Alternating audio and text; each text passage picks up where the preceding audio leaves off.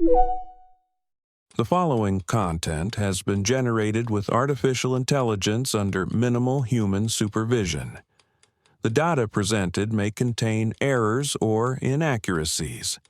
The opinions expressed in this content do not necessarily reflect the vision, position, or values of DigiAll. We recommend verifying critical information with additional sources before making decisions based on this content.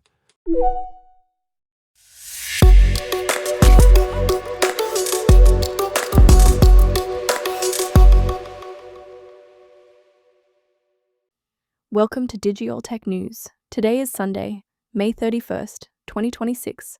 I'm Kylie Brooks, and this is where technology becomes clear and engaging. Ukraine is using AI-enabled drones to hit Russian supply convoys, turning battlefield autonomy into a logistics weapon. Meta is testing paid AI subscriptions, but its biggest challenge is proving it can sell something other than advertising at real scale. SoftBank is preparing a €45 billion AI data center buildout in France, putting European power capacity at the center of the infrastructure race. Pope Leo XIV's first major encyclical attacks AI harms, while Anthropic's presence on stage raises questions about safety branding and moral legitimacy. Schools are pushing back on screens and AI in classrooms, as parents and educators ask when technology helps learning and when it gets in the way. Let's start with the battlefield, because this is AI, as something very concrete. Not a chatbot, but a targeting and logistics problem. BBC Verify confirmed at least 14 incidents in the past week, in which Ukrainian drones struck trucks carrying food, fuel, and ammunition along routes toward Crimea and occupied southern territory. Experts point to the AI-enabled Hornet system as part of the shift, giving operators more range and better precision than earlier drone operations. That matters because Ukraine is not just chasing spectacular strikes. It is trying to make Russian frontline supply harder, slower, and more expensive. The Institute for the Study of War also says Ukraine is regaining more ground than it is losing for the first time since 2023, although the wider war remains largely stuck after more than 4 years. The key question is durability. If Russian electronic warfare or countermeasures blunt the Hornet advantage, this looks like a temporary edge. If they do not, AI-assisted drones could keep changing how modern armies protect the most ordinary and most vital part of war: trucks on roads. Now to Meta, where the business question is almost as important as the technology. The company is testing 2 paid tiers for its standalone Meta AI app and website, priced at $7.99 and $19.99 per month, starting in Singapore, Guatemala, and Bolivia. It is also rolling out premium subscriptions for Instagram, Facebook, and WhatsApp, plus higher tier verification for businesses.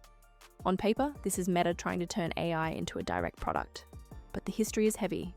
In the first quarter of 2026, Meta reported $56.3 billion in revenue, with nearly 98% coming from advertising.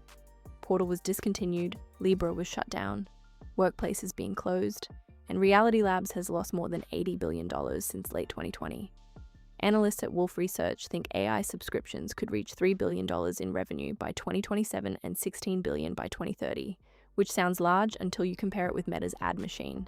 So is AI the business that finally diversifies Meta? Or is it another feature that keeps users inside the ad engine? That is the tension investors are really watching. Here's the infrastructure story behind all those AI ambitions. SoftBank says it will invest €45 billion over the next 5 years to build AI data center infrastructure in France's Hauts-de-France region, delivering 3.1 gigawatts of capacity.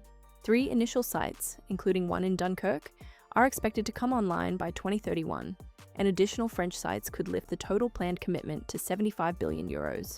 Schneider Electric is set to supply modules, and state-owned utility EDF is transferring a former power plant to SoftBank for conversion into a data center. The strategic logic is straightforward. AI needs chips, but it also needs land, electricity, cooling, grid access, and political permission. Masayoshi Son pointed to France's role as an energy producer and exporter as a decisive factor, and the announcement fits France's Choose France push for foreign investment. The open issue is execution. Gigawatts of capacity sound impressive, but communities, grids, and regulators will have to absorb the real-world impact of turning old energy assets into AI infrastructure. The Vatican story is striking because it turns AI into a moral argument about labor, war, and the planet. Pope Leo XIV released Magnifica Humanitas, a roughly 42,000-word encyclical criticizing AI for displacing workers, lowering the threshold for warfare, and imposing heavy environmental costs through energy and water demands on data centers. At the Vatican ceremony, Anthropic co-founder Chris Olah appeared on stage, and that is where the optics get complicated. Anthropic has built a safety-focused reputation, but critics argue that partnering with the Vatican can also function as legitimacy laundering when the company's own technology may automate jobs and when the broader industry is pouring money into energy-intensive infrastructure. Timnit Gebru called the partnership superficial, while Paolo Carrozza described the risk as Vatican washing. At the same time, there is real overlap on banning fully autonomous weapons and mass surveillance, a position that has already put Anthropic in conflict with the Trump administration over Pentagon use cases. The bigger issue is whether moral alignment becomes policy or just another kind of branding. And finally, classrooms are becoming one of the clearest places where the AI era is producing an analog reaction. At least 16 states have introduced bills to limit classroom technology, and Schools Beyond Screens has grown from fewer than a dozen Los Angeles parents into a national network of thousands of parents and educators. In Los Angeles Unified, the group helped pass a resolution limiting classroom screen time and eliminating school-issued devices for first grade and younger, with similar efforts emerging in New York City and Washington, D.C. The evidence being cited is practical, not just philosophical. At McPherson Middle School in Kansas, Principal Inga Esping reported a 70% drop in suspensions after a 2022 cell phone ban, then moved Chromebooks into carts to reduce gaming and distraction without banning useful classroom devices outright. The American Federation of Teachers is also calling for guardrails, including limits on AI and screen bans for pre-kindergarten through second grade unless there is a compelling reason. The balanced view is important here. EdTech can support accessibility and differentiated learning when used with intention. But the classroom question is shifting from, can we put technology in front of every student, to, when does it actually make learning better?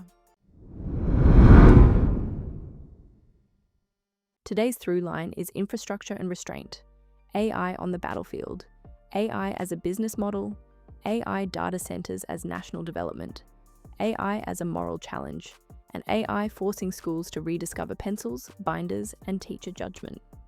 The technology is moving fast. The harder work is deciding where speed is not the only value that matters. Thank you for staying informed with Digital Tech News. We'll be back with more updates as they develop.